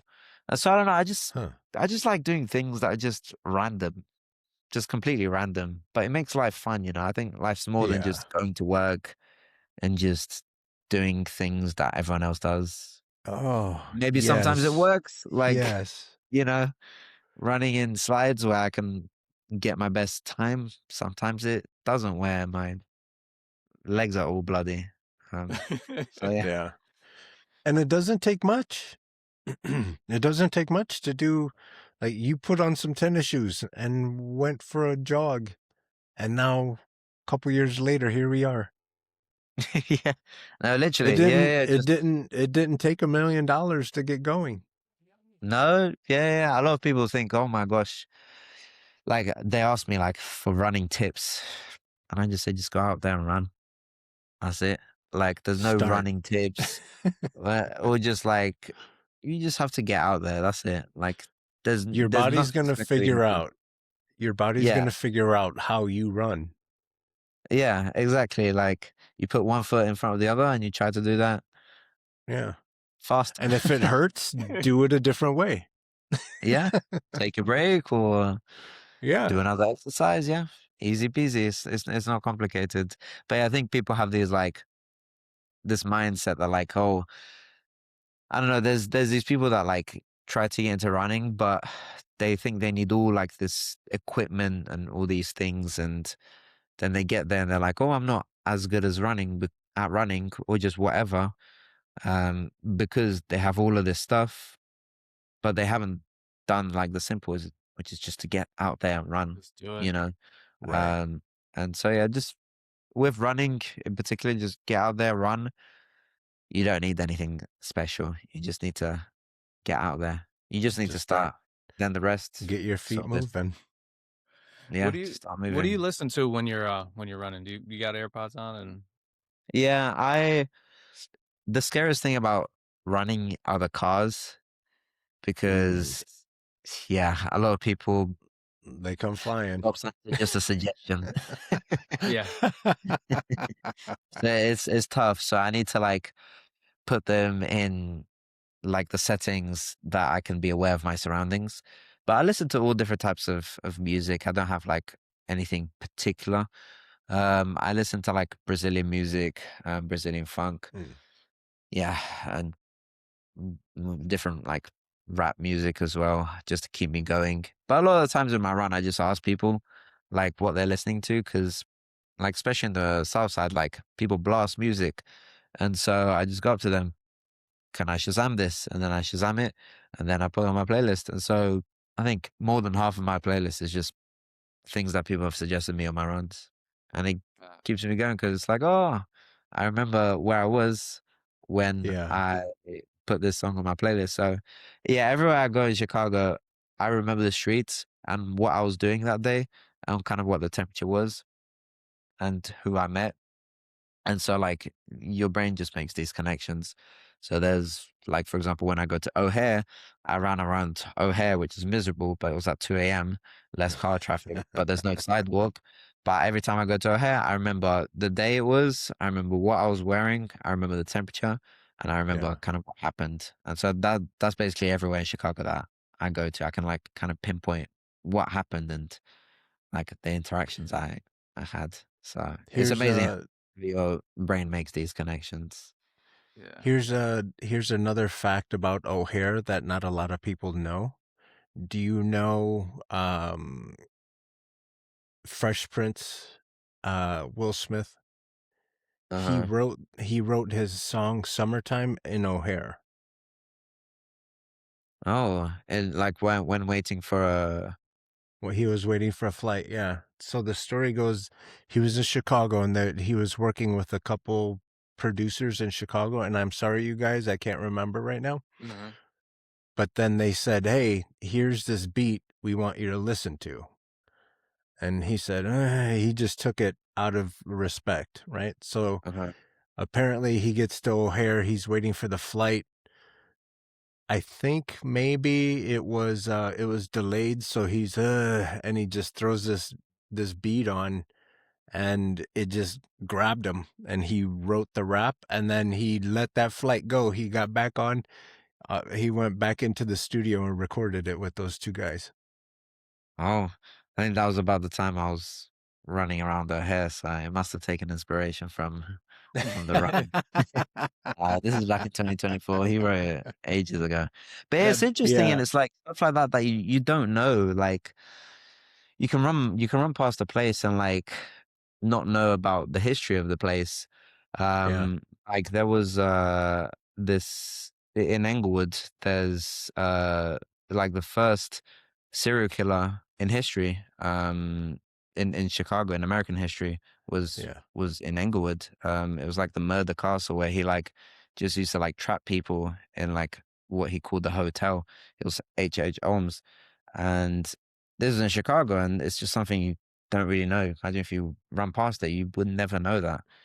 And so, isn't that ju- isn't that book The Devil in the White City or something like I that? think so. Yeah, it's definitely Okay, yeah, it's something like because that. it was round I've about read it, I just can't remember exactly what it is. the World Fair. Yeah, of Yeah, people yeah, coming in and exactly. yeah, but it's stuff like that that you just don't know unless you go to the place and then you're like, oh, and then you're curious about it, and then you research it, and then you're like, wow, I didn't even know this. So yeah, the Yeah, world's an interesting place. It's a very interesting place. You just have to go out there and Do some explore history. it. There To you yeah, go. yeah, I agree. I'm outdoorsy. Um, so I like to go to like national parks and I go to, go camping and all the things. And the big message here is go outside. Like life is cool. Don't let Fox News or whatever news station is telling you is terrible out there. It's not. It's not. It's so wonderful. yeah, I agree. Anywhere you go, people are going to treat you well. And it's like I was saying at the beginning, like there's some places like Brazil where you should believe the news that like if you walk around holding your phone, someone's likely going to take it. But Mm-hmm. in somewhere like America, somewhere like Chicago, you'll be safe anywhere you Yeah. go. Um, Something might happen. That's a 1 in a million chance, but you'll be Yeah. safe wherever you go. And You'll have more good times than you have bad times. you'll have It's more a good times guarantee. than bad times. Yeah. You'll have better experiences than you have worse Yeah. experiences. And you'll meet good people on a ratio of 99 to 1 in Chicago, for Yeah. sure. So, yeah, just get out there and just treat people like humans, treat people like neighbors, not like There you go. enemies. I think, yeah, with politics and just, yeah, with social media and everything, a lot of people try to divide us because of either political opinion, either Right. because of race. because of nationality, because of a bunch of different things. But Mm-hmm. humans are more similar than we think, and Hmm. Yeah. we're very similar. We just grow up in different places. I think that's one thing that really impacted me with Jerome when I met him in Engwood, one of my friends. He basically just told me, man, like we're all the same people, we just come from different places. And that's so true. That's I'm not all even it from is. Chicago. Like I'm from Brazil and England. And at the end of the day, I can relate to so many people in Chicago and share so many similarities with people in Chicago and just anywhere. Because at the end of the day, we're all the same people. We just come from different places and have different experiences, essentially. Yeah. I love how you just you highlight you bring a light to the city that how can I say it? Like they cascade a lot of a dark cloud over the city, and you're bringing the light to social media, and you're the people that are watching that don't live in the city are gonna be more likely to come into the city and explore it because of the stuff that you're putting out there, man. And And that's the benefit of social media is we're able to see, you know, we're able to see that Chicago's not that bad of a place. We're able to see that Job is a little crazy, but he's cool. Yeah, but I think he needs someone crazy to go out there and just 100. Remember to remind us to live. yeah, to just go out there essentially. And it's not hard. It's generally not hard. I know a lot of people in Chicago, like it's especially at my school, like talk about like we need to serve underserved communities, Mm, like a lot of conversations about social justice and all of that, which I think is important to talk about. But a lot of people wouldn't go to a majority Hispanic neighborhood. A lot of people wouldn't go to a majority Black neighborhood because they're afraid of what might happen. At the mhm, end of the day, I don't go on and on about social justice, about serving underserved communities. I just go to different communities. I just go everywhere and I showcase good people. And mhm. I don't post stuff about like politics or stuff about, you know, polarizing or just stuff in general on social media. I see a lot of people like just virtue signaling. And for me, I'm just like, at the end of the day, my message is of unity, is of social justice to some extent, but it's Mhm. not something I'm going out of my way to virtue signal about. It's just something I right. live and just something I do. And so a You're lot a of cool people guy have doing seen my cool message as like, things. oh, very noble and very social justice oriented and very good for different communities. But at the end of the day, for me, it's like that's not like my goal isn't that, you know, like initially it Yeah. wasn't that. It, Um, yeah. but indirectly that's what's caused, you know, like me to like shed the light on different communities, on different people that have been underserved, which I'm happy about that, and I'm just glad people don't accuse me of virtue signaling, of just posting stuff just to post stuff, that people see like the And genuine nature of like that's not what I'm here for. I just want to go out there and talk to people. Yeah. That's what I do. yeah, it doesn't need to be a talking point if you're doing it on a daily basis, right? Like if you're Yeah, doing good in essentially, the it's not world, like don't brag about something. it. Yeah, exactly. Like, for example, like in even this haircut, like I was in the South Side, I got this haircut for free. I didn't That's post the such a fact cool that like, story.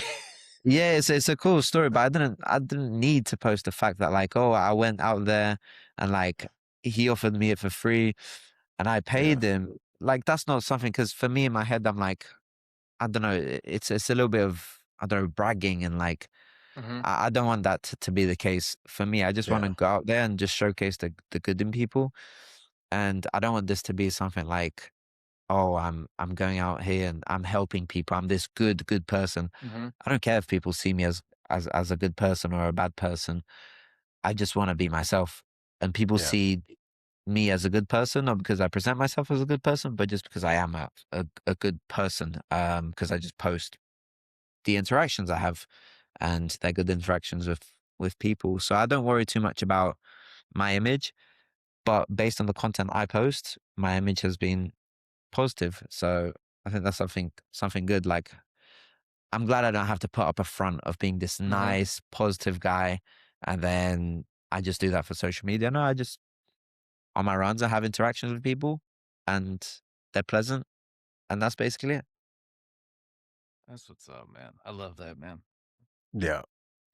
We need so many more people like you, man.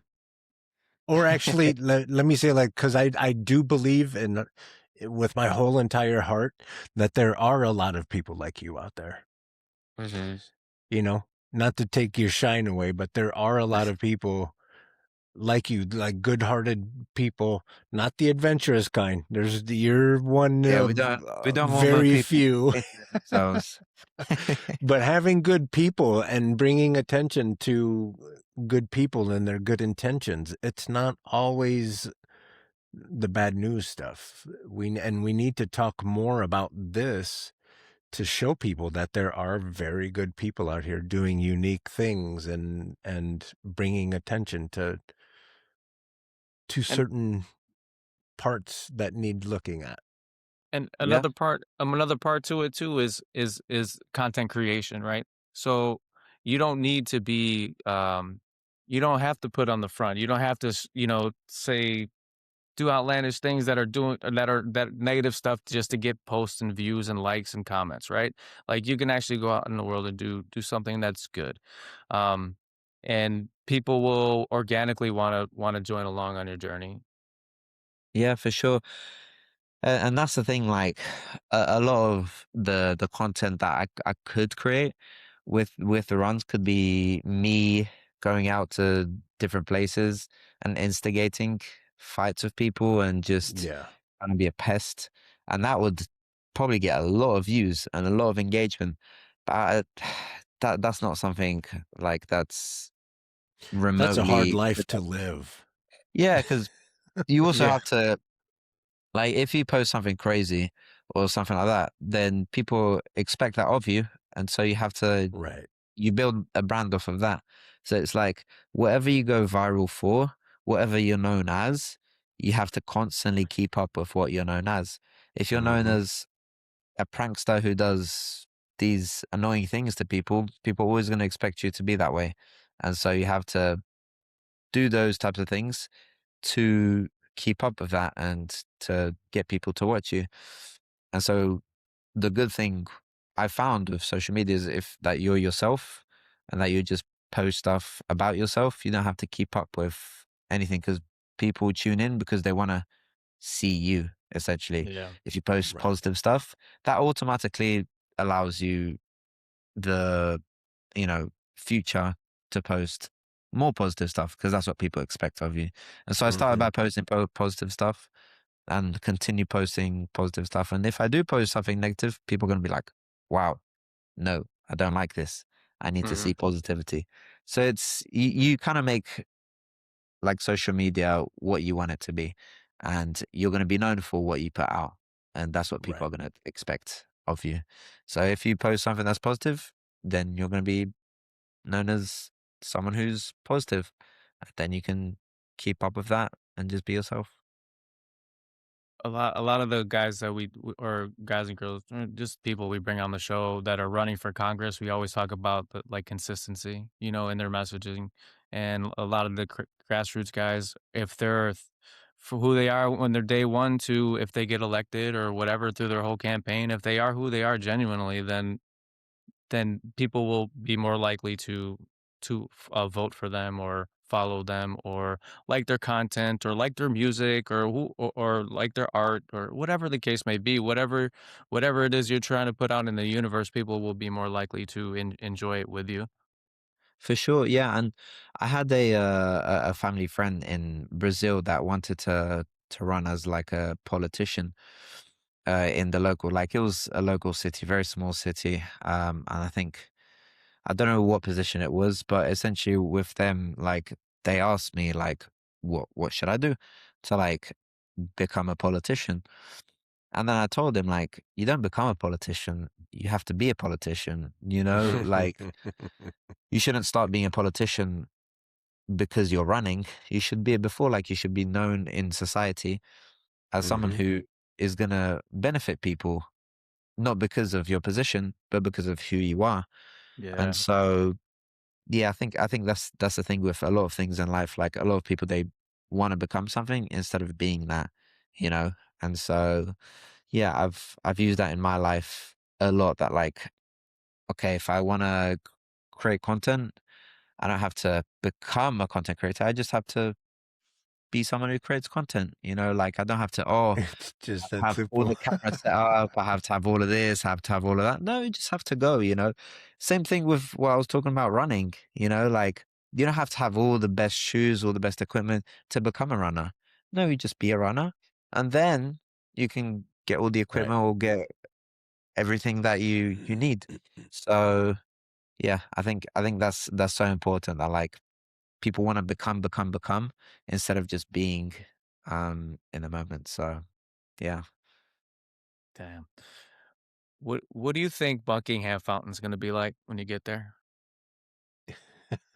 I can see it from outside my window. I'm looking at it now, and it's gonna be June 14. It's gonna be It's gonna hot. be hot. Be a lot of tourists, and yeah, uh, it's gonna be an amazing feeling. I think having my family there is gonna be the biggest one.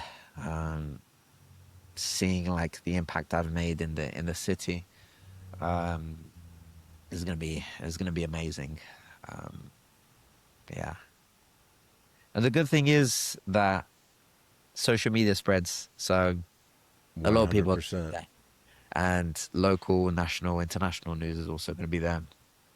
But it's like I said at the start, the message isn't me doing this. It's about Chicago. That this like Yeah. just open the door for people to view Chicago differently. And if I've changed the mind of one person about Chicago, then hopefully that, well, to me that's like an impact already. And Yeah. I'm sure the impact is going to be a little bit bigger than that. But at the end of the day, yeah, just I don't know. It's going to be an amazing experience. But I might feel empty. I might feel empty because I'm like, oh, no more Now streets what? in Chicago.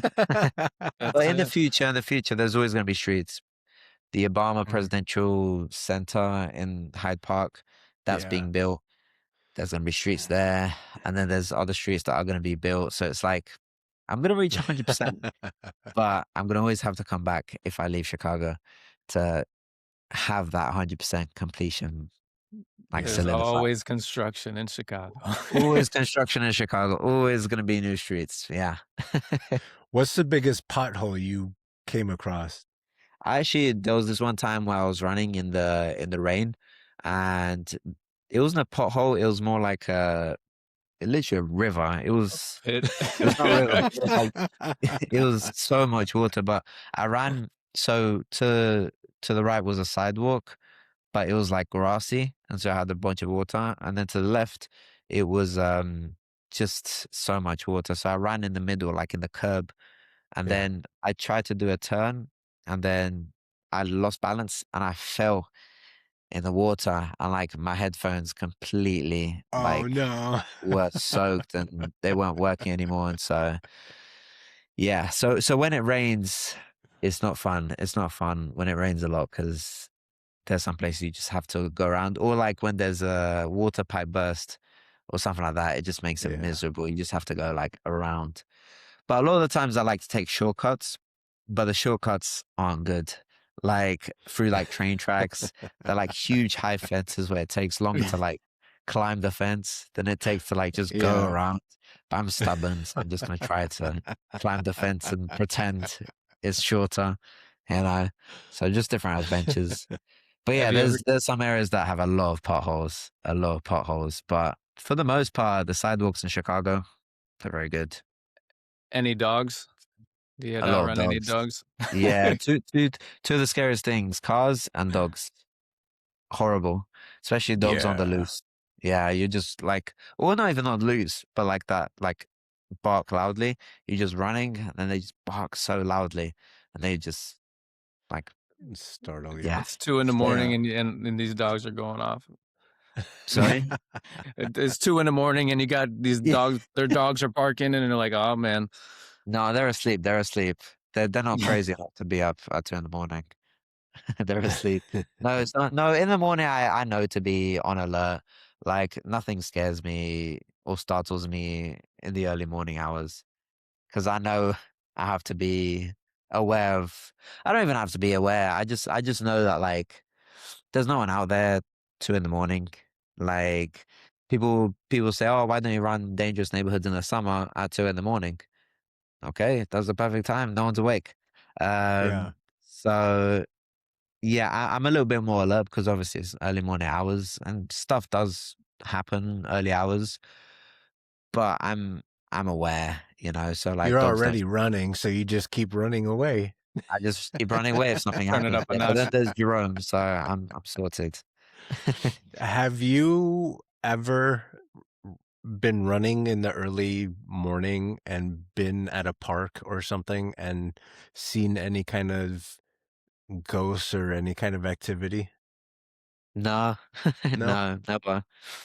No, I like paranormal activity. Yeah. No, No. no, maybe Supposedly there's a lot of parks in Chicago that are haunted. around Graceland Cemetery, which is supposedly Oh, haunted how was during that? the day.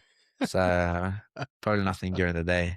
During the But if day, I ran it smart at night, man. but I think it's closed at night. But no, I've definitely been startled by like loud sounds where, like, I think once where I was like, is there a shooting going on? But Am I it wasn't bleeding a right shooting. now?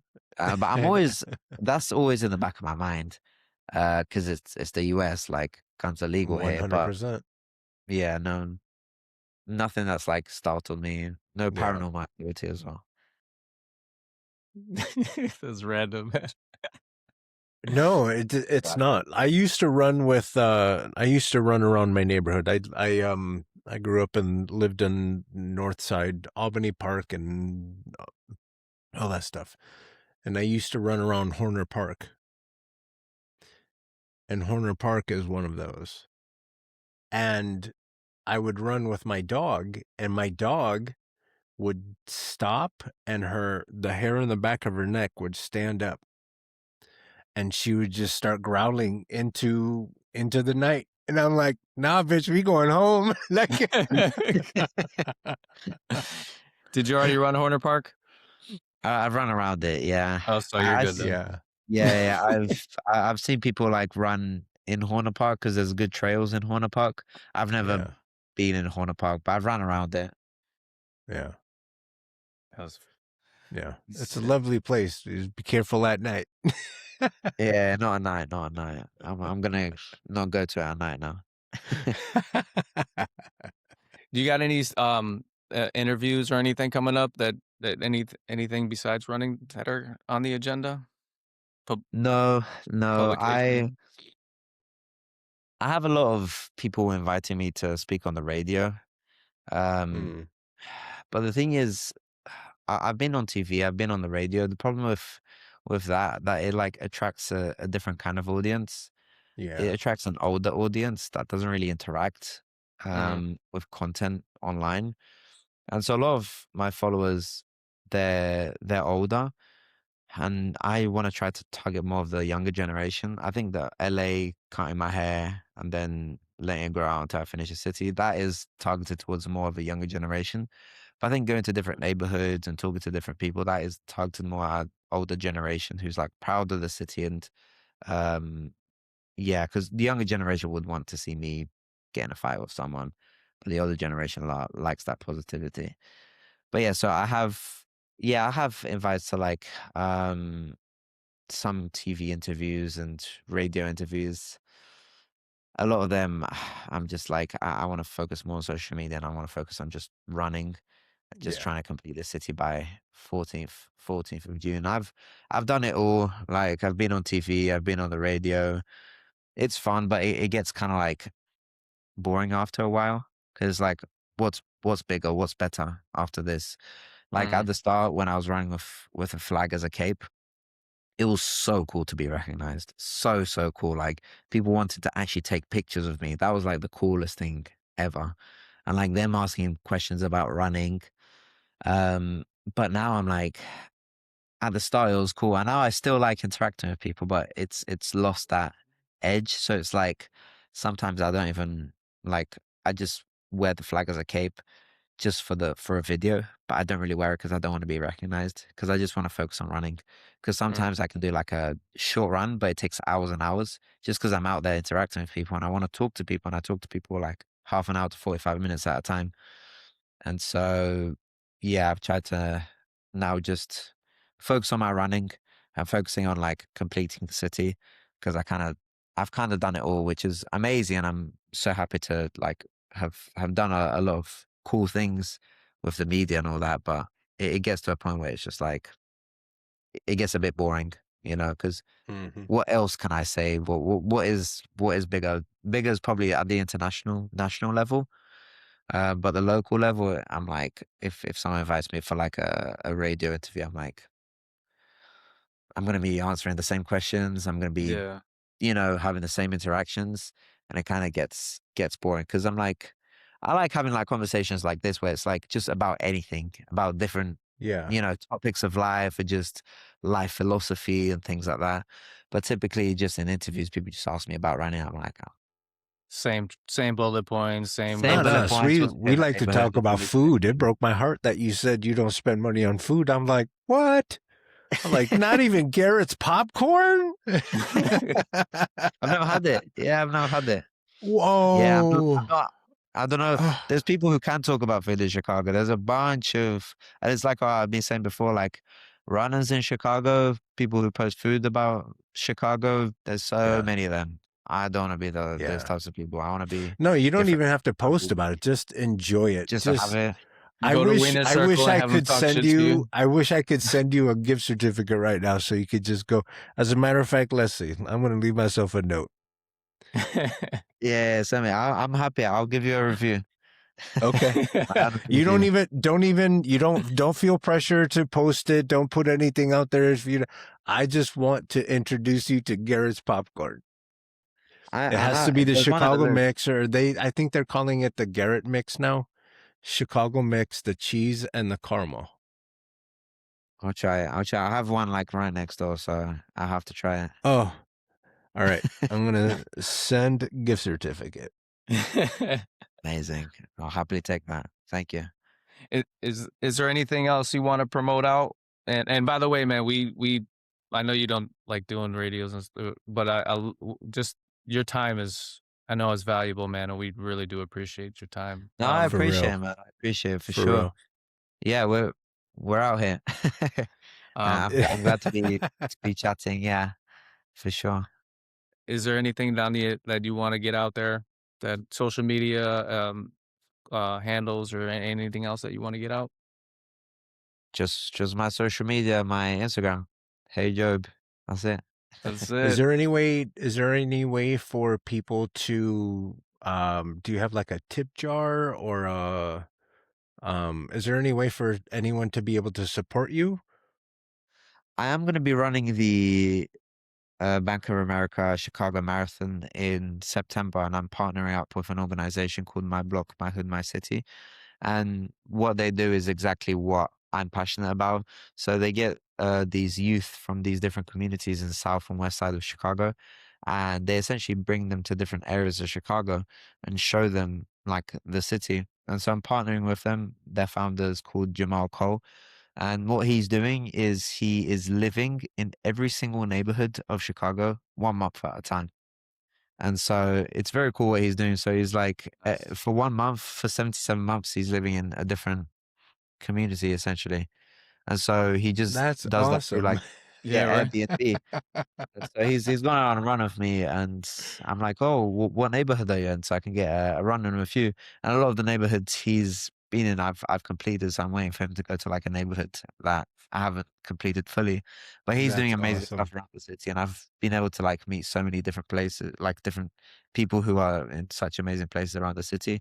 So yeah, I'm running the Chicago Marathon in October, and I'm raising money for them. So this doesn't benefit me. This benefits the organization, which, yeah, I Excellent. think it's important to promote, just getting people to go to different areas of Chicago and getting people out of their neighborhoods, especially youth. Yeah, we gotta link him up with Pugs, man. He's got the Inglewood Arts Collective, and like he Yeah. does stuff all over. Like, man, you would love him, man. He's a great human being. Mm-hmm. Like, For does a sure. lot for your community. Yeah, So I agree. There's a lot of people doing amazing stuff around the city, just trying to share the positivity. So yes, it's good And to it's see. way cooler than the next episode of The Price is Right. It's just way cooler. Stop watching TV. Go get out there and like meet people and do crazy things. yeah, don't be afraid and just sit in front of your phone and watch other people do it. Experience it. Yeah, Yeah. for sure. And yeah, I see like people on social media do stuff nowadays, and I watch social media, and I'm like, I don't watch it to be like, oh, this person's living this life and they're doing this, they're doing that. I watch it for inspiration. Like, Mm. oh, this Mm-hmm. person is doing this. I want to try to do this, you know? Mm-hmm. And Or like, something similar. yeah, or something similar, exactly. And it's like I watch social media and like I see people on TV, I see people on films, and I'm like, I look up to them, obviously, but I'm like, that could be me. That could be Mm-hmm. anyone, you know? And it's not hard. You just have to like put yourself out there. Like, for example, with like TV interviews that I got, like at the start, I was completely anonymous. No one knew about me, but I sent like a bunch of emails, and one TV, like local TV station here in Chicago responded to me. And so that's how I got my first interview. And then from then on in, I've never reached out to any TV source. They've always reached out to me. So it's about getting out there and like believing that like you deserve what you put out. And so with that, like you're gonna get different opportunities, and just know that like people who are doing things out there, either social media or just online or just in person, like what they're doing is anyone can do it, you know. They Mm-hmm. just put themselves out there and they just started, you know. Mm-hmm. So everyone You starts. gotta you gotta Yeah, give yourself time to, one, get good at whatever it is that you're trying to do. And two, more importantly, give the people that are interested in what you're doing, you have to give them time to find you. for sure. Yeah. It's not easy. Yeah, it's not easy Yeah, because it's not. it's very saturated markets. Social media is very, very saturated, and running Yeah. is very saturated. There's a lot of things that are just very saturated. But yeah, you just have to like do unique things and be yourself, and And then not get you'll not be get good. discouraged if you don't get the instant like, oh man, this was great content. Why doesn't anybody like it? Well, they haven't found you yet. Don't Right. let that discourage you. When Right. your motives are about the passion versus the profit, then you know what I'm saying, or what it produces, then it'll organically roll. And if it doesn't, it doesn't matter because you're doing what you love to do. Yeah, exactly. And it's like what I'm posting is exactly what I'm living. So it's like I can Yeah. still live and not post. I don't have to like live to For the post. post. Yeah, It's like exactly. we were talking to this legendary Chicago producer, Panic, and he said, if social media wasn't here, I'd still be producing music. Mhm.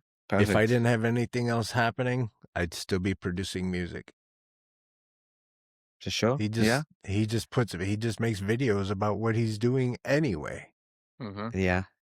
It just And, so happens that he's amazing. yeah, Right? yeah, for sure. Yeah, my dad's a pastor, and he told me something that I'm never gonna forget. He basically told me that it's harder to live what you preach than to preach what you live. If Mhm. you just live your life and you preach about it, then it doesn't take effort. But if you try to live what you're preaching, then that's hard because then you Mhm. have to like align yourself with what you're preaching. And so that's the same thing with so many things in life. It's like you just have to do stuff, and that aligns with what you're doing, instead of like trying to like be someone you're not, essentially. Mhm. So it's hard to not be authentic. Um so yeah, that's what I try to do, in at least in my social media, like posts just try to be myself, have good positive interactions, and not try to be someone I'm not, because I'm not this person who's like this, you know, instigator, or I'm just someone, just a nice You person I'm who. just a nice chill dude. if you were, you Yeah. probably would not make it close to 100% in running the No, city, man. no. I would be stuck at 45 permanently for sure. And just to make sure that people know, if you want to follow Job on Instagram, it's Hey, Hey, Job, Joabe. Right? I just wanted to make sure, because you said just follow me on Instagram. But we didn't get the name in there. And not just that, but I'll go ahead and put it in the description of this video. But yeah, it's just cool to see you doing this and Yeah. bringing attention, because it's hard to talk to people and they're like, oh, you're from Chirac, and I'm like, oh my God, I hate that so much. And don't even get me started on the movie. Don't even get me started on the movie. Yeah. Yeah, it's there's people who still would say it, and like no amount of people running the whole city would convince them that Chicago's not safe, or like Chicago's not what it's set out to be by the media. Which is okay. I'm not going to convince everyone, and And it's that's fine. not my fault. You don't have to. That's Yeah. fine. Yeah, We that's talk okay. about planting those seeds on this channel all the time. You plant the seeds. And if you're constantly hearing that Chicago's a terrible place, it's a terrible place, you're going to think so. But then all of a sudden, Job shows up and he sprinkles a couple seeds. You're like, hey, wait, Chicago's not that bad. There's some lady that's going to say, Chicago's not that bad. There was some dude running with the flag cape, and he told my dog that it was cute. Chicago's not that bad. That's it. For sure. Yeah, exactly. Like there's good people in this city, and there's definitely some people who are up to no good, like everywhere in the world. Like everywhere. But that's every single place in the Mhm. world. I Yeah. mean, I even think about like rural areas in America where like if you trespass, something's gonna happen to you. In Chicago, if you trespass, maybe that's not nothing's happened to me, at least, because if I trespass, like, and the police say something to me, which has happened before, I just show them the map. I'm like, listen, my friend, I'm just I trying got to a complete this street. I got a deadline. I got a deadline here. Do anything fun. I'm just trying to complete this street, so please let me just hop over this fence and just trespass here, because it counts as the street. And yeah, then I'll be fine. But if I did it in a rural area, someone might think something differently of me, and that would be Mhm. unsafe. So it's like, if stuff's gonna happen, it's gonna happen anyway. It's not Yeah. exclusive to Chicago. So yeah. Man, that's what's up, brother. Well, I we love it. appreciate you, man. I'm so glad that you're doing what you're doing for the reasons that you're doing it and the person that you are. Thank you very much. Yeah, again, it doesn't take much. For someone from Chicago, all you have to do is say anything positive from Chicago. We love you. Yeah. Come on the show. No, literally, yeah. I've gotten like honorary citizenship from so many people, like calling me a Chicagoan now, and I'm like, I don't mind that. I don't mind that. So it's good stuff. All right, everybody, we're gonna go ahead and let you go. You probably got somewhere to run. Yeah. Watch your heights. At your height, yeah. That's right. So we're gonna let you do that. Thanks again. Again, everybody. Hey, Job, HeyJoabe. Thank you very much. Thank you for having me.